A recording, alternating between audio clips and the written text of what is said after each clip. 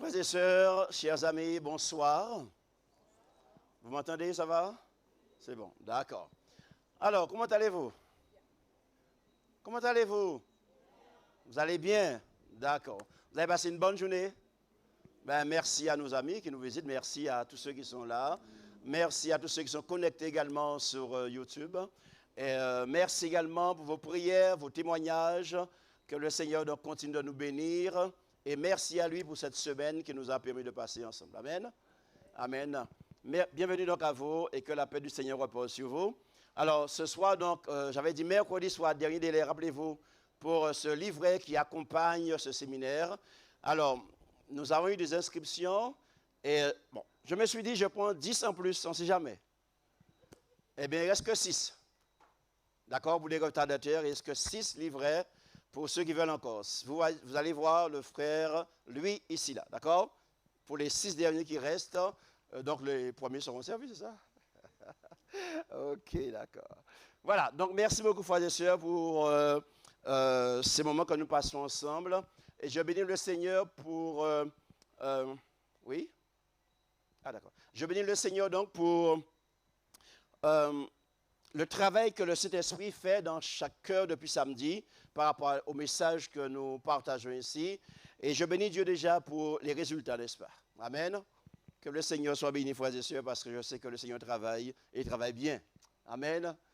Ok, ce soir donc nous allons avoir notre avant-dernier sujet, puisque demain matin nous avons un sujet. Rappelez-vous, à 10h30 environ. Demain après-midi, nous terminons. Le dernier sujet de l'après-midi, 16h, on va dire. Ensuite, donc 16h, 17h en gros. Ensuite, 17h, nous allons commencer les moments de témoignage.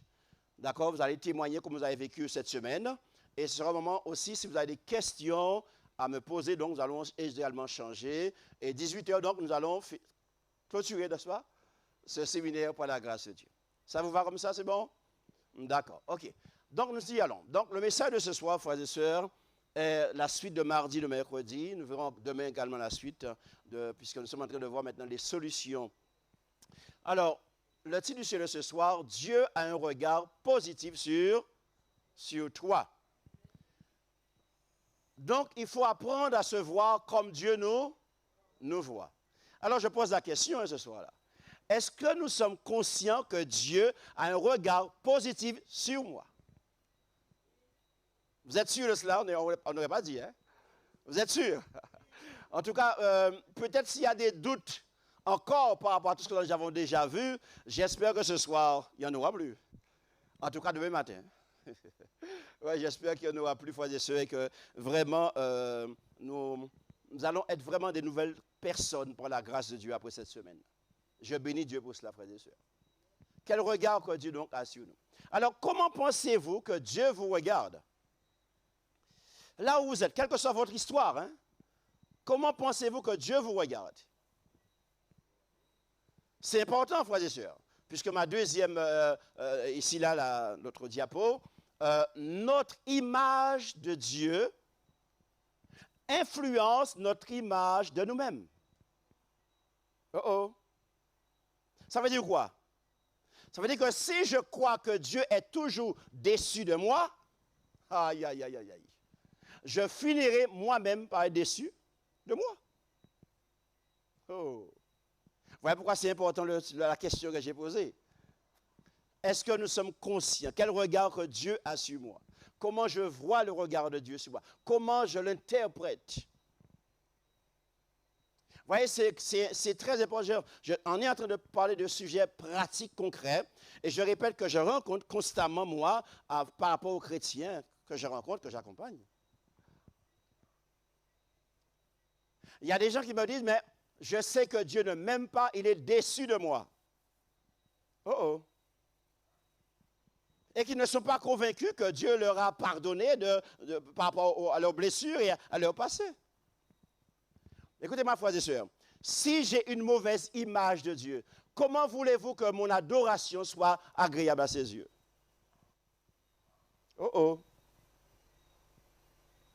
Comment voulez-vous donner à Dieu une adoration digne de ce nom si vous avez une mauvaise image de lui? Donc, est-ce que vous voyez que finalement, souvent, nous croyons être des vrais adorateurs, mais en réalité, nous sommes en colère. C'est ça la réalité, frères et sœurs. On ne peut donner à Dieu que ce qu'on est, ce qu'on ressent pour lui. Et la manière dont les églises adorent aujourd'hui, en majorité, ça se voit, n'est-ce pas? Mais frère, ça se voit, oui ou non? Ça se voit qu'il y a un problème, frères et sœurs. Ça se voit qu'il y a une sorte de colère contre Dieu, une sorte de déception réelle. Et c'est quand même triste. J'espère que ce soir, ça va changer par la grâce de Dieu. Alléluia. Mes frères et sœurs, Dieu ne me réduit jamais à mes faiblesses. Alléluia. Jamais, mes frères. Je ne suis pas digne, j'entends ça souvent, je ne suis pas digne que Dieu se sert de moi. Waouh! Mais la question se pose, en réalité, qui est digne sur cette terre? Depuis la Genèse jusqu'à l'Apocalypse. Qui peut prétendre être parfait pour être utilisé par Dieu? Ça n'existe pas et ça n'existera jamais. Et pourtant, frères et sœurs, Dieu ne me regarde pas de cette manière-là. Mais Dieu sait qui je suis, oui ou non? Mais Dieu me connaît parfaitement. Donc Dieu voit bien nos faiblesses. Il sait que je suis faible. Il connaît notre nature. Il sait qu'on a des lacunes. Il sait ce qu'on est. Il sait comment on vit. Il sait aussi si on fait semblant. Il sait tout. Mais il ne s'arrête pas là, frères et sœurs. Amen, amen. Oh, sinon, Dieu aurait utilisé aucun homme de la Bible. De Genèse à Apocalypse. Il n'aurait utilisé personne. Or, dans toute l'histoire de la Bible, il n'a utilisé que des hommes remplis de faiblesses et de lacunes. Alléluia. Parce que Dieu sait que la manière dont il t'appelle et la manière dont tu viens à lui, il sait très bien ce qu'il veut faire de toi et ce qu'il va faire de toi. Alléluia. Et ça, c'est l'essentiel à savoir, frères et sœurs. Il y a des gens qui refusent de travailler, par exemple, à l'église, parce que pourtant, ils sont indignes, ils sont faibles, ils ont des lacunes, ils ne savent pas parler. Frères et sœurs, je n'aurais jamais imaginé un jour que je serais en train de prêcher l'évangile devant des assemblées. Jamais. Tellement je me voyais nul, mais faible, ne savais pas parler, rien du tout, c'était nul. Je me détestais, j'étais noir, j'avais un gros nez, j'avais des boutons. Aïe, aïe, aïe. Terrible. Jamais j'aurais imaginé qu'un jour, je sois en train de prêcher l'évangile du Seigneur et de faire des conférences. Mais frère, Dieu est un Dieu extraordinaire. Hein? Un Dieu extraordinaire. Nous allons voir ça ce soir. Je ne suis pas défini par mes échecs, mais par l'amour de Dieu. Mes frères, c'est important ce soir. Je ne suis pas prisonnière de mon passé, car en Christ, je suis une nouvelle créature. Est-ce que j'y crois? Ah. Vous savez, Dieu peut m'utiliser ou utiliser mes faiblesses pour manifester sa toute puissance. Paul dit dans 2 Corinthiens 12, verset 9, alors que je suis faible, quand je crois, c'est alors que je suis. Donc Dieu utilise, ou plutôt, Dieu fait éclater sa gloire dans ma faiblesse. Amen, amen. Mais c'est ça Dieu, frères et sœurs. Et la question se sera posée tout à l'heure. Hein. La manière dont nous nous voyons, ce n'est pas ainsi que Dieu nous voit. Et moi, je préfère le regard de Dieu se poser sur moi que mon regard ou le regard des autres. Alléluia.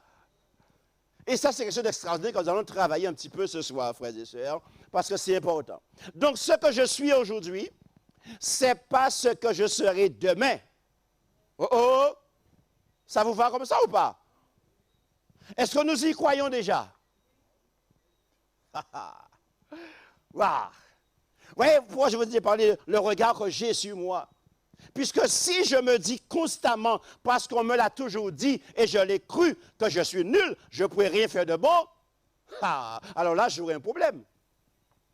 Voilà pourquoi il y a des gens qui sont, depuis des années, ils sont pareils et ne changent pas, et n'ont jamais changé. Parce qu'ils ne croient pas au changement. Parce qu'ils ne croient pas au miracle de Dieu. Parce qu'ils ne croient pas à la puissance de Dieu. Alléluia. Mes frères, croyons-nous en la toute-puissance de Dieu? Oui ou non? Moi, j'ai un souci avec ça. Hein, et je comprends pourquoi Jésus dit, à la fin, le Fils de l'homme trouvera-t-il de la foi sur? Parce que j'ai l'impression qu'il n'y a plus de foi. Les humains sont formatés dans les systèmes religieux, mais il n'y a plus de foi. Et s'il n'y a pas de foi, il ne peut pas y avoir de transformation, il ne peut pas y avoir de guérison, il ne peut pas y avoir de liberté en Christ. Oh là là. Oh mes frères. Est-ce que nous croyons que nous pouvons être meilleurs que ce que nous sommes aujourd'hui? C'est ça la grande question, mes frères. Jérémie 31, verset 3, un texte que j'aime beaucoup et que je vais lire dans l'original, d'accord, par rapport à ce que nous connaissons dans le français courant, ou plutôt second. L'original dit, « De loin, l'Éternel se montre à moi et me dit, » remarquez bien la différence ici, « Je t'aime depuis toujours et pour toujours. » Et il a dit, « C'est pourquoi je reste profondément attaché à toi. » Qui j'en douvais? Wow! Vous voyez, ça fait la différence avec le second, pas vrai? Je t'aime depuis toujours. Et on va développer tout à l'heure cela. Je t'aime depuis toujours et pour toujours. Parce que Dieu ne change pas. Il est le même, frères et sœurs. Et son amour ne change pas. Ce n'est pas ce que tu fais ou ne fais pas qui va conditionner l'amour de Dieu. Non. Dieu est au-dessus de tout cela. Il est amour, prébarre. Donc, qu'importe ce que tu es, ce que tu n'es pas, qu'importe ce que tu crois ou ne crois pas, Dieu est le même. Il est amour. Alléluia. Et ça, c'est important de comprendre cela, frères et sœurs, par rapport à notre façon de voir les choses parfois. Et ce que j'aime ici, c'est que le mot ici éternel, que j'ai souligné également, signifie, en hébreu c'est olam. Ce mot signifie éternellement, à toujours, perpétuel, éternité, à jamais, futur indéfini, vous voyez, ou sans fin, l'éternité. Qu'est-ce qui pourra changer l'amour de Dieu, dis-moi? Malgré le fait que tu ne crois pas en lui, tu ne crois pas à ce qu'il est capable de faire pour toi, tu ne crois pas même à toi-même, mais Dieu continue à t'aimer quand même. Amen, amen. Parce qu'il n'y a que l'amour qui est capable de transformer les cœurs. Donc Dieu est un Dieu rempli d'espoir. Oh oh. Dieu est un Dieu rempli d'espoir, frères et sœurs. Dieu croit en toi. Dieu a confiance en toi. Et Dieu sait de quoi tu es capable, mais tu ne crois pas malheureusement. Ah. Oh Seigneur, viens ce soir de secours. Alors je pose la question. Croyez-vous réellement que Dieu vous aime? Vous voyez, même là c'est difficile à dire. Hein? On sent pas, je ne vois pas le sourire, je ne vois pas le contentement. On nous a dit que nous commençons à nous marrer là. Qu'est-ce qu'il a dit là? Non? Amen, oui, je suis d'accord avec toi. Mais oui. Et pourquoi sommes-nous pas heureux? Lorsque on est anti-doudou, anti-chéri, et qu'on dit chéri, je t'aime, qui j'en crois sentir? Comment on vit ça? Alors si tu as ton époux, je ne sais pas, ton fiancé, qu'importe, et la personne te dit, je t'aime, tu me plais, ainsi de suite, et vous, tu as un robot, regardez, blip. Pas de réaction, pas de réponse, rien du tout. Mais, ça n'a pas beaucoup goût, pas vrai? Il reste un demi pour venir dire, je t'aime à nouveau, pas vrai? Il peut faire 3-4 jours, manger glace, parce que, pas ni répondant. L'amour attire l'amour, l'amour répond à l'amour, l'amour ne résiste pas à l'amour. Ça, c'est le principe divin, ça. Donc, est-ce que nous croyons que Dieu nous aime réellement? C'est ça la bonne question. Puisque, je répète, hein, la manière dont tu vas adorer Dieu, tu vas louer Dieu, la manière dont tu vas parler aux autres, à toi-même ou à Dieu, dépendra de ce que tu crois de Dieu. Je répète, on ne donne pas ce qu'on a, ce qu'on n'a pas. Waouh! Que le Seigneur nous aide ce soir. Alors, après tout ce que j'ai vécu, voilà ce que j'entends encore. Après tout ce que j'ai vécu, est-ce que j'ai encore de la valeur?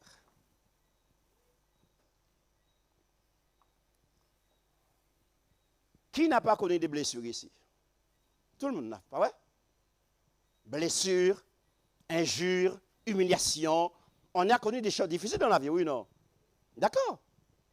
Et il y en a qui arrivent à se dire, mais je n'ai plus de valeur. Parce que ces choses-là m'ont tellement rabaissé, sali, que je sens que je ne suis rien. Est-ce que c'est la vérité, ça? Frère, je vous pose des questions parce que nous allons décortiquer tout ça tout à l'heure. Et j'aurais aimé que nous puissions bien nous comprendre, frères et sœurs, ce soir. En fait, qu'importe ton passé et qu'importe ce que tu as fait, ta valeur n'a jamais changé aux yeux de Dieu. Alléluia. Oh, écoute-moi bien. Les humains sont changeants. Du genre hypocrite, pas vrai? Ils ont mis aujourd'hui, là, je suis amoureux de toi, je t'aime, parce qu'ils sont en train de voir ce qu'ils ont envie de voir. Et tu es en train de lui donner ce qu'il a envie de recevoir. Alors je t'aime, pas vrai? Mais demain, quand ça va changer, quand tu vas lui dire non, aïe, aïe, aïe, il y a un problème à aller là. Comment il va te voir?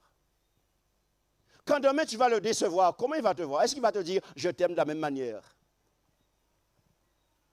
Comment il va te voir? Est-ce que tu es toujours la chérie doudou que tu aimais, pas vrai? La chérie doudou pour qui tu voulais aller chercher des étoiles dans le ciel? Oh oh! La femme parfaite, mon petit sucre d'orge, pas vrai? Est-ce que tu le vois toujours comme cela quand tu es déçu?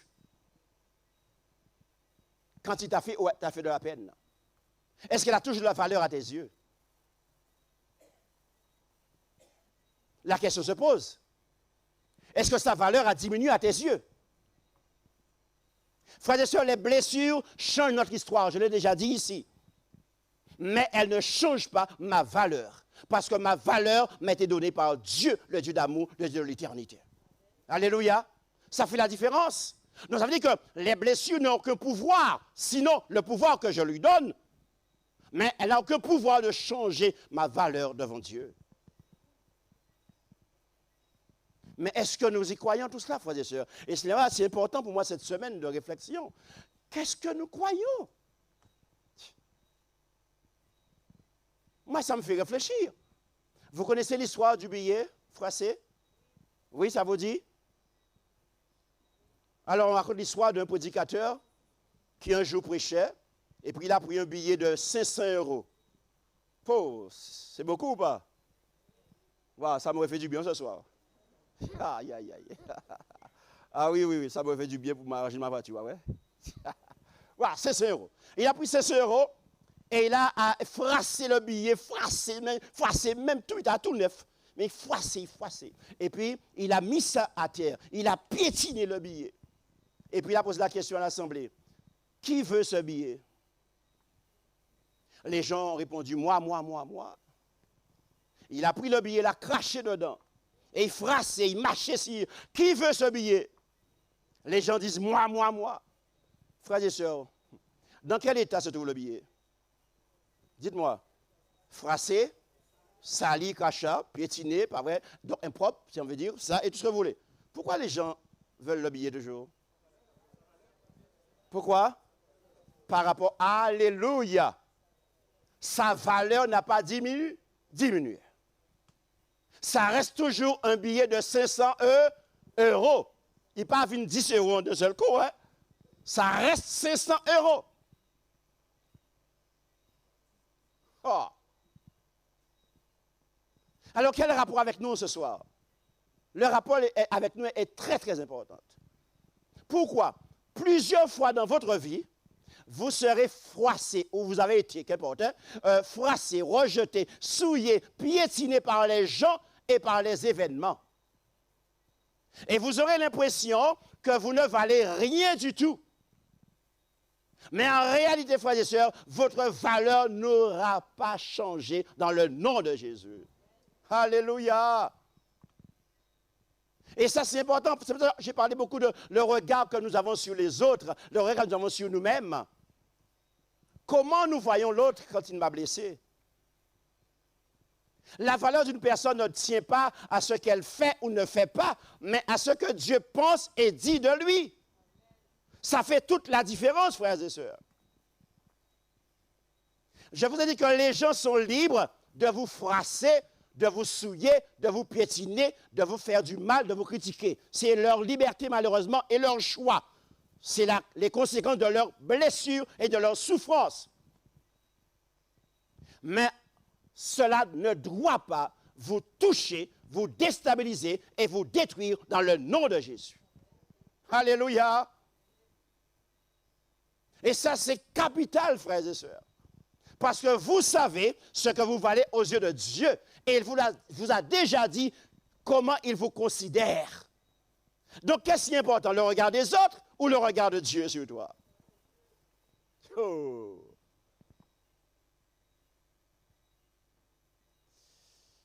Waouh, waouh, waouh, waouh. Ça fait réfléchir ce soir.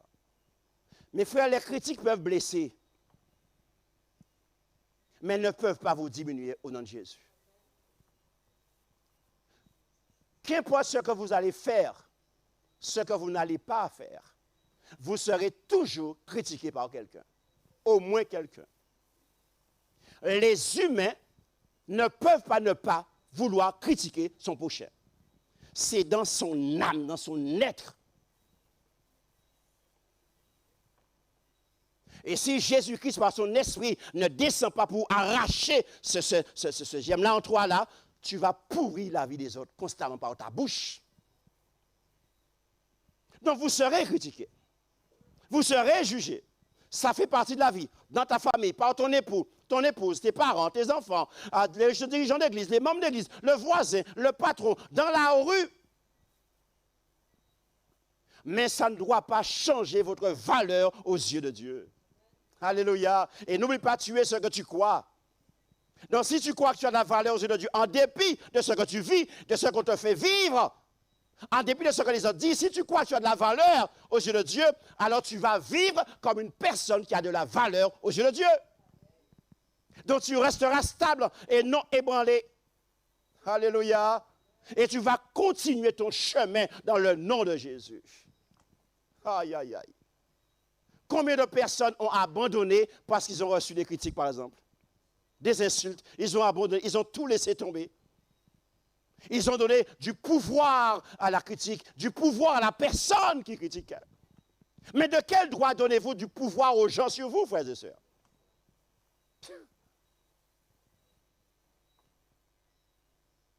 Et c'est quand même grave de donner à un humain un pouvoir sur vous qu'il n'a pas.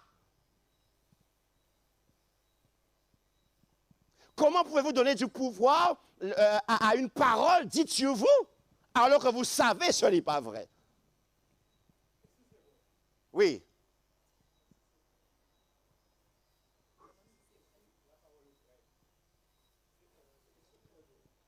Alléluia.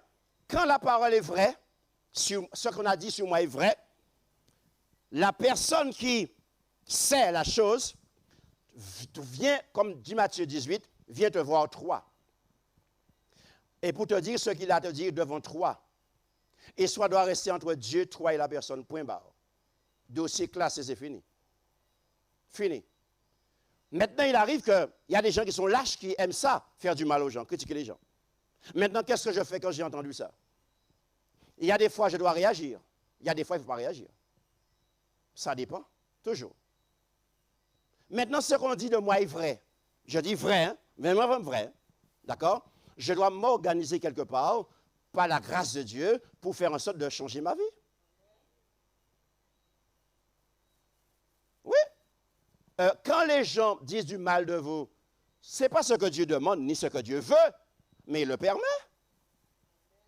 Si ce n'est pas ce moyen qui doit te toucher et t'emmener à la repentance, ah bien, alléluia.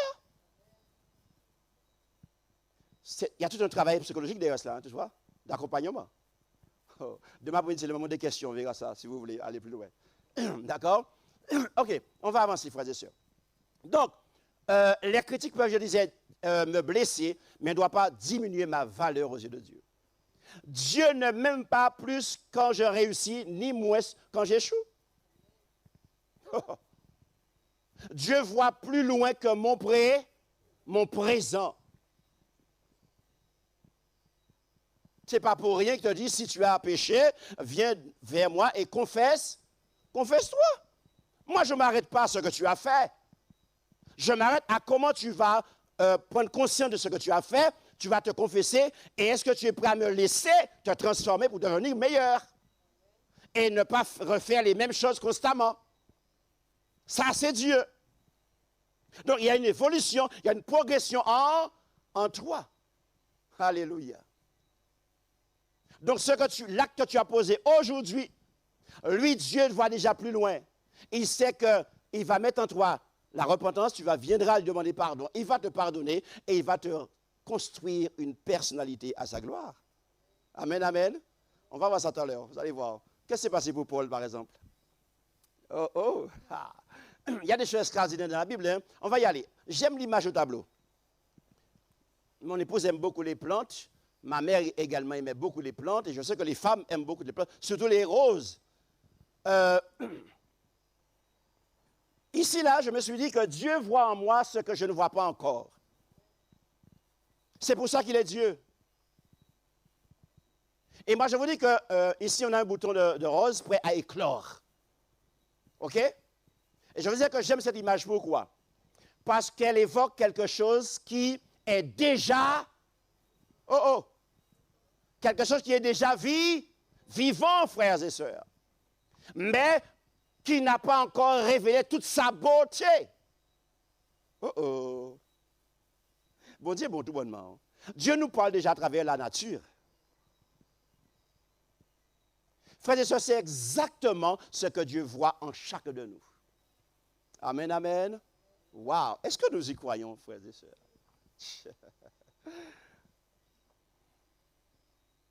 Dieu voit en toi ce que tu ne vois pas encore. Mais c'est pour ça qu'il est Dieu, non? Mais donne-lui une chance, s'il te plaît. Laisse-le faire et tu verras de quoi tu es capable au nom de Jésus.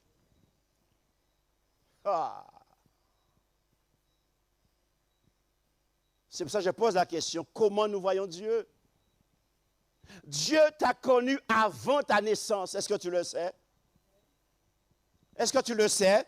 Alors là, maintenant, on va entrer dans une phase très, très importante ici, là, pour comprendre ce que nous sommes en train de vivre, là. Je répète, Dieu t'a connu avant ta naissance. Est-ce que tu le crois?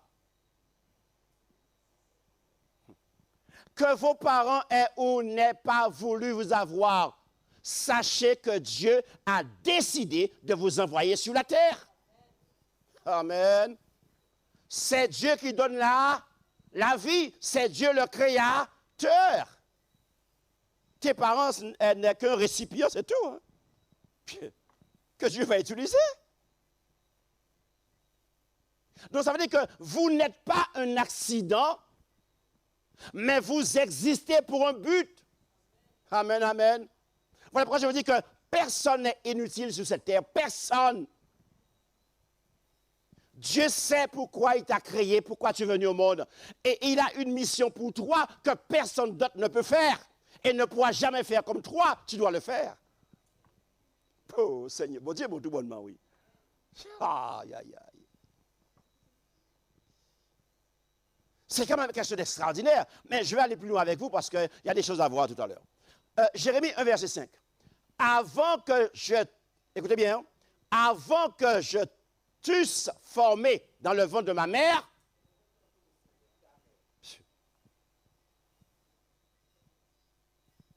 OK. Donc, en réalité, quand... Bon, je vais pas trop vite. Donc, le texte me dit que ce qui se passe dans le ventre d'une femme, quand elle est enceinte, c'est le travail de Dieu. Écoutez-moi bien, hein? Parce qu'il y a quelque chose à voir tout à l'heure. Donc, c'est le travail de Dieu. C'est moi qui te façonne dans le ventre de ta maman. C'est moi qui mets en place les cellules, tes membres et tout ce que tu veux, les nerfs, le sang. C'est moi qui fais tout cela. Comme je l'ai fait pour Adam à la création. Le psaume 139, verset 13 dit, c'est toi qui as formé mes reins. C'est toi qui m'as tissé dans le sein de ma... Donc, c'est Dieu qui est à l'œuvre dans ma création. C'est lui. Frères et sœurs, comprenez bien. Lorsqu'un homme et une femme ont une relation sexuelle et que l'homme a déposé spermatozoïde dans le sein de la femme, il ne fait plus rien. Rien d'autre. Le premier jour après la relation sexuelle, jusqu'à 9 mois, c'est Dieu qui fait tout. Ah. Dieu fait tout. Et la seule chose que la femme fait, c'est porter, pas vrai? Et puis il y a des douleurs, bien sûr, il y a tout ce qu'il y a autour. Hein?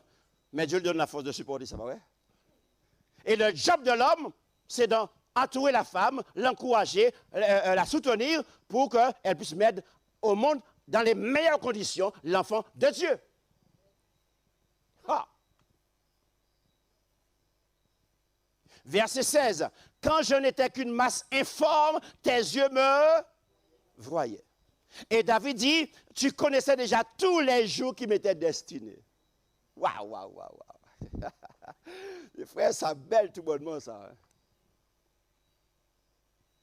C'est Dieu qui fait cela.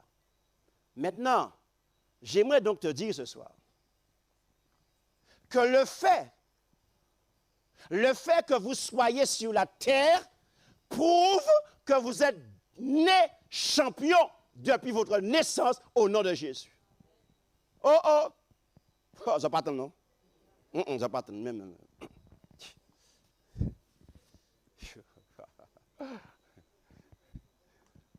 Depuis le jour que tu es né sur cette terre, tu es né champion. Tu es un champion au nom de Jésus. Oh Seigneur, peut-être que tu doutes encore? Ah bien, nous avançons. Remarquez ce au tableau. La science nous enseigne qu'à chaque éjaculation, vous voyez, quand il y a une relation entre homme et femme, il y a des centaines de millions, il y en a qui disent 400 millions, de spermatozoïdes qui sont libérés dans le sein de la femme. Écoutez-moi bien. Pourtant, un seul parviendra à féconder l'ovule. Qui j'en douvais?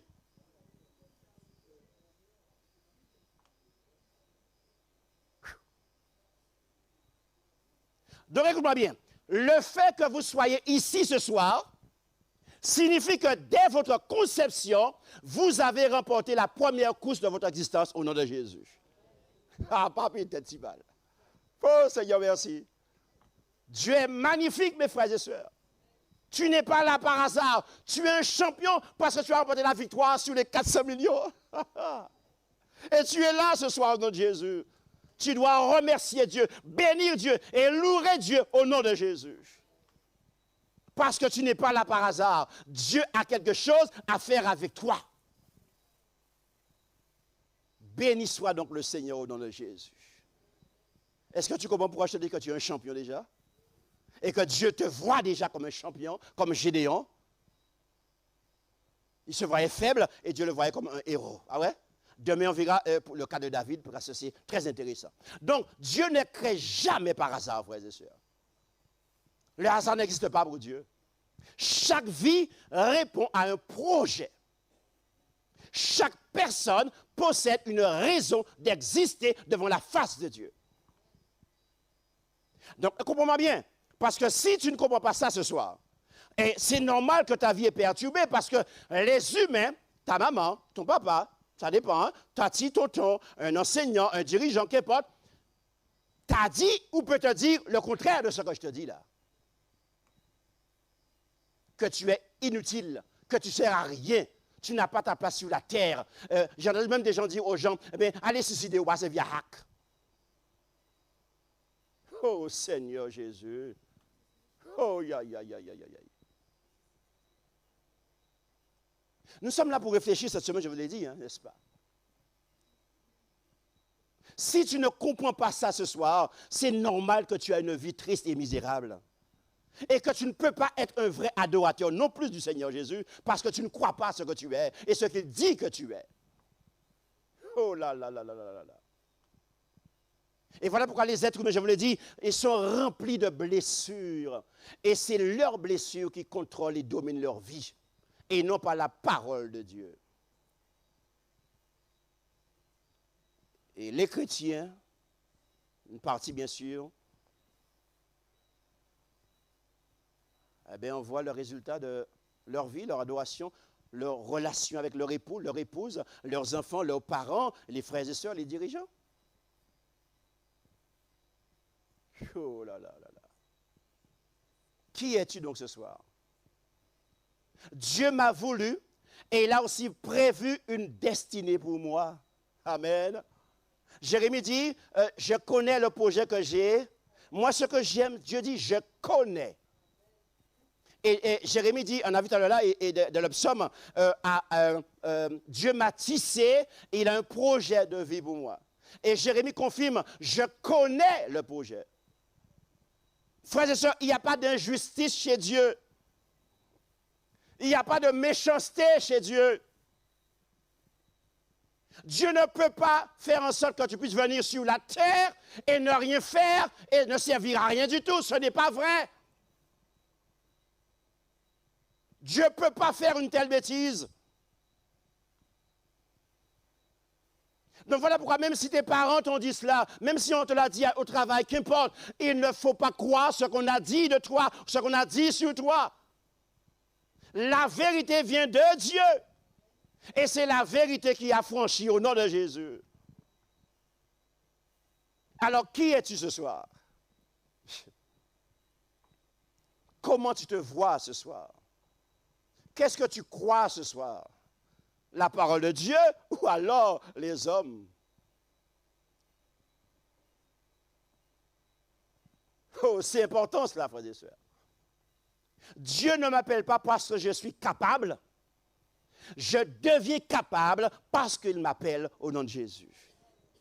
Amen, amen, amen. Je connais le projet. Je t'ai façonné dans le ventre de ta maman. Je t'ai façonné déjà. Je t'ai programmé déjà. Mais le problème, c'est est-ce que nous sommes attentifs pour entrer dans le programme de Dieu pour ma vie? Et voilà pourquoi je vous dis souvent, trop de chrétiens, malheureusement, s'occupent trop des affaires des autres et pas de leur vie. Et ils ne voient pas le projet que Dieu a pour eux.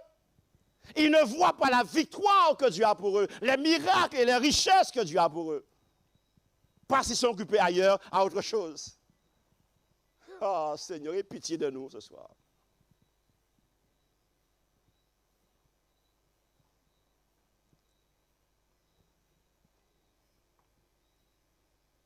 Le Seigneur est un Dieu extraordinaire. Et je vais terminer par cet exemple encore que j'aime énormément, que j'ai découvert dans la Bible. Éphésiens 2, verset 10, un texte qu'on connaît depuis mon enfance, n'est-ce pas? Mais quand on approfondit la Bible, c'est quelque chose d'extraordinaire. C'est un livre magnifique. L'Éphésiens 2, verset 10, car nous sommes son ouvrage ayant été créé en Christ. D'accord. Le mot ouvrage ici, en grec, c'est poéma. Écoutez bien, hein? Et ce mot signifie une œuvre. Ce mot signifie une création. Ce mot signifie un ouvrage, une réalisation. On a lu dans les psaumes. Donc, ça veut dire quoi? Ça veut dire que je ne suis pas un accident de la vie. Oh oh! Mais fois, c'est important cela. Je ne suis pas un accident. Je ne suis pas là par hasard. Non. Je suis une œuvre de Dieu, une créature, son chef-d'œuvre quelque part. Mais vous allez voir ce qui est magnifique dans le mot poéma en grec, s'il vous plaît. Ça, c'est magnifique. Vous êtes donc le poéma de Dieu, frères et sœurs, ce soir. Voilà une bonne nouvelle. Aïe, aïe, aïe. Ça veut dire son chef-d'œuvre, son œuvre, sa création.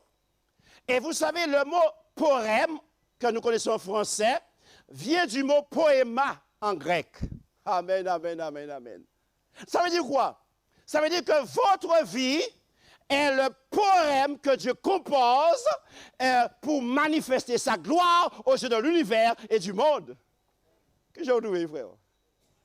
Ah, mes frères et sœurs, il y a des choses dans la Bible que nous ignorons, mais c'est magnifique. Tu ne te rends pas compte, Dieu te dit que tu es un poème. Mais frère, c'est quoi un poème? À quel moment on écrit un poème? C'est pour exprimer une émotion quelque part. Pour faire passer un message. Et un poème, c'est quelque chose qui dure dans le temps, qui reste là, qui est gravé. Et qu'on n'oublie pas. Dieu dit, tu es mon Porem. Oh, yo, yo, yo, yo, yo, yo. Non. Seigneur, non, tu es trop fort, Seigneur. Tu es mon Porem, te dit Dieu. Oh là là. Écoutez la suite maintenant. Je suis son chef-d'œuvre, donc Dieu n'a pas terminé son œuvre. Je suis en construction. Donc Dieu poursuit son travail en moi pour pouvoir faire de moi chef-d'œuvre terminé à son image et à sa gloire. Alléluia. Écoute-moi bien. Maintenant, c'est ce que Dieu dit dans sa parole. Maintenant, qui est-ce que tu crois? Ton époux, ton épouse, ton patron, le frère et soeur à l'église, ton voisin qui dit de toi toutes sortes de mots qui salissent, qui rabaissent? Ou est-ce que tu crois ce que Dieu te dit ce soir? Oh, tu es le Porem de Dieu, frère. Tout passé, moun ka li la gloire de Dieu à nous. Oh là là. Mais frère, c'est beau cela. Oh Seigneur, merci beaucoup. Hein. Dans 2 Corinthiens 3, verset 2, c'est magnifique. Il est dit, vous êtes manifestement une lettre de... Remarquez bien, j'aime les expressions. Ce n'est pas vous serez, vous êtes. Dieu sait ce qu'il fait. Et Dieu, tout ce qu'il fait est bon et très bon. Bon Dieu n'a pas qu'à choquer. Quand Dieu commence quelque chose, il l'achève. Et tout ce qu'il fait est bon, je répète, est très bon. Le mot lettre, en grec, c'est épistole. Signifie donc une lettre, une épître. Vous comprenez maintenant l'origine des épîtres dans la Bible? Un message écrit, un document destiné à être lu au nom de Jésus. Je te pose la question ce soir, qui es-tu? Oh. Comment Dieu te voit ce soir? Qui es-tu aux yeux de Dieu ce soir? Aïe, aïe, aïe. Mon frère, ma soeur, mes frères et sœurs, votre vie est un message que les hommes lisent chaque jour. Avant même que les gens lisent la Bible, ils lisent votre vie. Oh oh! Vous êtes une épître vivante, un témoignage visible de l'œuvre de Christ. Vous êtes la lettre de Jésus envoyée dans le monde. Aïe, aïe, aïe. Votre vie est un message vivant destiné à révéler son amour, sa grâce et sa toute-puissance. Amen, amen, amen. Aïe, aïe, aïe, aïe, aïe. Voilà pourquoi quand Dieu pose la main sur toi et que Dieu guérisse tes blessures et que tu es régénéré, guéri, restauré, tu deviens la lettre de Christ. Tu deviens le témoignage de Dieu. Et les gens désespérés, les gens en souffrance, quand ils vont voir ta vie, alors ils seront obligés de croire qu'il y a un Dieu capable de transformer n'importe quelle vie. Amen, amen. Ah, Seigneur. Mais la question, est-ce que nous croyons que Dieu est capable de nous restaurer, nous guérir de nos blessures? Est-ce que nous voulons laisser Dieu nous guérir de nos blessures? Aïe, aïe, aïe, Seigneur. Dieu a envie de m'utiliser comme témoin de sa toute-puissance, mais nous empêchons à Dieu de le faire parce qu'on ne croit pas à ce qu'il dit. Oh. Seigneur, ce soir, viens nous aider, s'il te plaît. Nous avons besoin de foi au nom de Jésus. Tu n'es pas n'importe qui au nom de Jésus. Lorsque Dieu me regarde, il voit un enfant aimé, précieux, en devenir au nom de Jésus. Amen, amen. Ah, quelqu'un en devenir. Tu peux être meilleur que ce que tu es aujourd'hui. Amen. Ta relation avec ton épouse, avec ton époux, peut être mieux de ce qu'elle est aujourd'hui, là. Ah. Il y a des gens qui me disent, mais ce n'est pas ma faute, c'est comme ça en yé, c'est caractère en moi, ma maman était comme ça, grand-mère était comme ça. Ça, c'est mensonge à diable. Oh, tu ne peux pas faire mentir la parole de Dieu. Dieu est capable de transformer n'importe quelle vie au nom de Jésus. Tu es créé à son image. Il a besoin de rétablir son image en toi. Il a besoin de toi pour faire éclater sa gloire devant l'univers. En conclusion ce soir, peut-être que les autres ont cessé de croire en vous.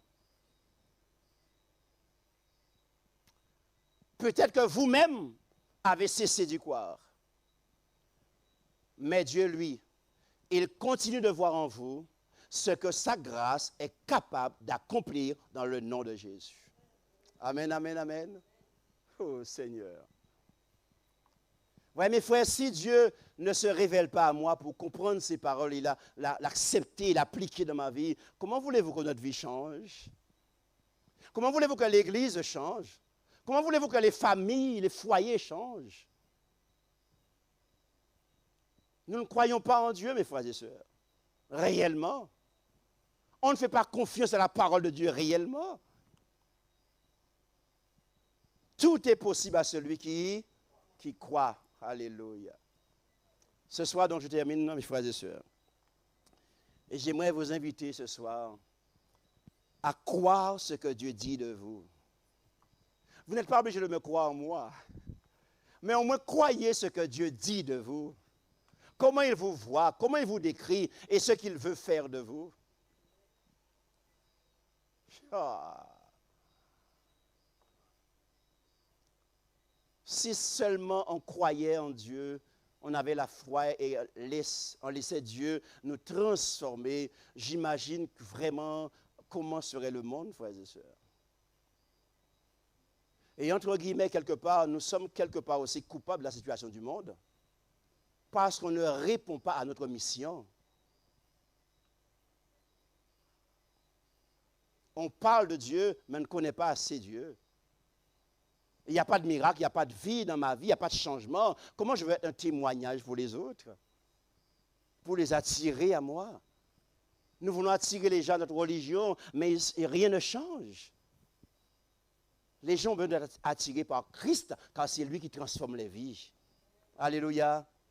Mes frères et sœurs, je vous remets entre les mains du Seigneur ce soir. Et je demande à ce que son Esprit Saint puisse convaincre chaque cœur de ce que Dieu pense de moi, comment Dieu me voit et ce qu'il veut faire de moi. Que la paix de Dieu repose sur vous. Et je vous donne rendez-vous demain matin pour la suite de ce sujet très important. Soyez bénis et Dieu vous garde.